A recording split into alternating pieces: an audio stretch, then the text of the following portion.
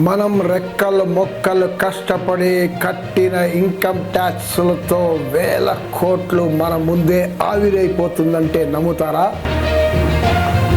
Welcome to India's ghost and phantom infrastructure.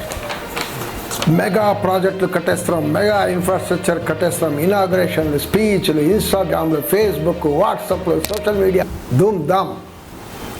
ఏమైంది? కట్టిన మరుక్షణమే మరో రోజు నెక్స్ట్ డే మాయం,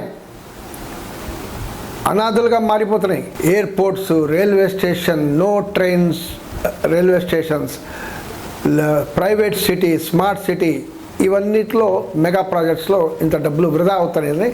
మరో పక్క లాస్ట్ 10 yearsలో 94,000 స్కూల్స్ బంద్ అయిపోయినాయి. అంటే డైలీ ఒక 25 స్కూల్ క్లోజ్ అయిపోతున్నాయి. First missing flights. Udan scheme అని మనం విన్నాం. Udan scheme 2 tier airports, 3 tier airports అని కట్టారు చాలా ఎయిర్పోర్ట్లు.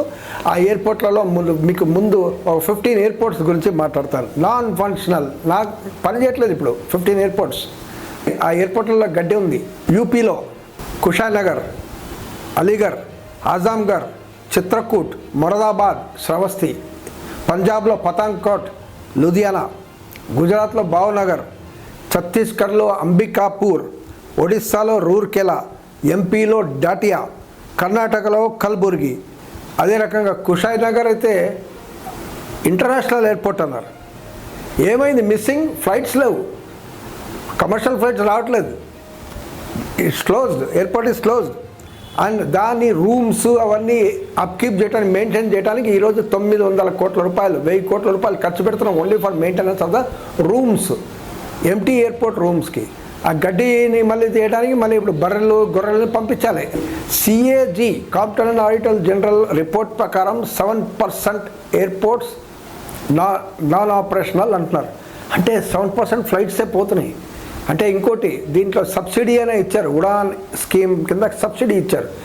ఇలాంటి 2 tier 3 tierలో పోతే మీ సబ్సిడీ, మీ ధరలు మీకు ఇస్తామని గవర్నమెంట్ ఆ ఎయిర్పోర్ట్ ఫ్లైట్ కంపెనీలకు ఇచ్చాయి.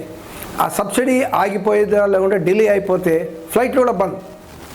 అంటే సబ్సిడీ ఇస్తేనే క్లోజ్, లేకపోతే లేదు. అలాంటి ఎయిర్పోర్ట్స్ మనం చూస్తున్నాం. నెక్స్ట్ మనం వద్దాం రైల్వే స్టేషన్. భోపాల్ దగ్గర నిష్ఠాపూర్ అనే రైల్వే స్టేషన్ 3 సంవత్సరాలు ఏం కట్టి, modern station, modern bridge, modern platform, కూర్చుంటానికి ఆర్భాటాలు, బ్రహ్మాండమైన social media, ribbon cutting, inauguration, full publicity, India అంతా పబ్లిసిటీ. 3 సంవత్సరాలు అయింది, ఒక ట్రైన్ ఆగట్లేదు. బాంబేలో మోనో రైల్ కట్టి 40 లక్షల కోట్ల రూపాయలతో కట్టారు. అది ఏమైందంటే 10% ప్యాసింజర్స్ మాత్రమే తీసుకువెళ్తుండేది. అంటే 10 to 20,000 ప్యాసింజర్స్ పర్ డే అంతే.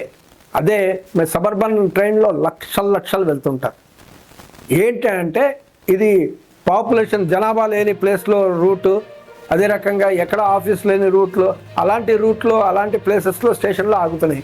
ఎందుకు వెళ్తారు జనాలు? అంటే ప్లానింగ్ అవన్నీ లేదనమాట. కాబట్టి ఇప్పుడు ఏమైంది? ఇప్పుడు షట్ డౌన్ చేసేది. షట్ డౌన్ దేనికి? టెక్నికల్ ఫెయిల్యూర్ ఉందంట, అసలే నడవట్లేదు అంటే ఇప్పుడు దానికి టెక్నికల్ ఫెయిల్యూర్, సిగ్నల్ ఫెయిల్యూర్, అవన్నీ చేయాలంట, మరమ్మతులు చేయాలంట, సేఫ్టీ ఇష్యూస్ ఉన్నాయంట, అందుకోసం పనిచేసేది. ఇప్పుడు అయిపోయింది మోనారాలు. ఇప్పుడు మనం చూస్తున్నాం హైదరాబాద్లో కూడా Malkajgiri, RK Nagar railway station పెట్టారు. కాజీపేట నుంచి నిజామాబాద్, నల్గొండ పోయే ట్రైన్స్ అక్కడ ఆ రూట్లో వెళ్తుంటాయి. కాబట్టి అక్కడ సికింద్రాబాద్ని డీకంజెస్ట్ చేయడానికి అట్లా దాన్ని అక్కడ తీసుకుపోదాం అనుకున్నారు. Good idea. కానీ ఆ రైల్వే స్టేషన్లో కట్టిన తర్వాత ఒక ట్రైన్ ఆగట్లేదు. అక్కడ జనాలు చూస్తూనే ఉన్నారు, ఏమైనా ఆగుతాయంటే లేదు.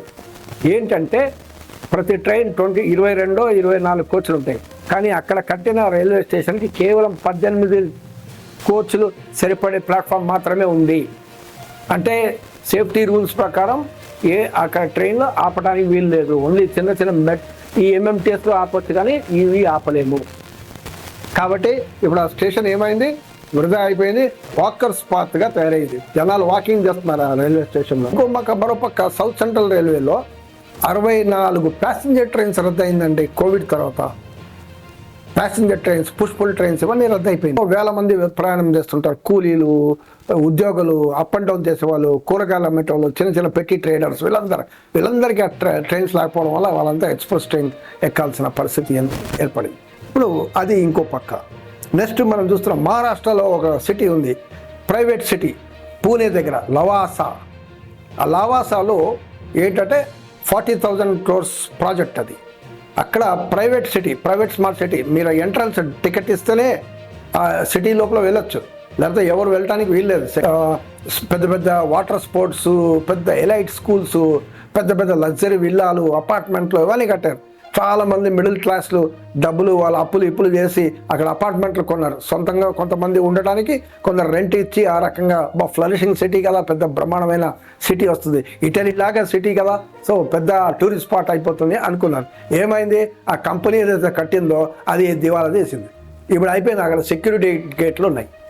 అంటే ఇవన్నీ ఏం తెలుస్తుంది అంటే, మనం పబ్లిసిటీ ఓ పెద్ద ఆర్భాటంగా తీసిన ఇవన్నీ ప్రాజెక్ట్స్ ఇవన్నీ ఫెయిల్ అయిపోతున్నాయి, వృధా. అంటే ఒక ప్లానింగ్ అసలు ఉపయోగపడతాయా లేదా, ఇవన్నీ దూరపు ఆలోచనతో చేయాలి కదా అనేది ఎక్స్పర్ట్స్ అంటున్నారు.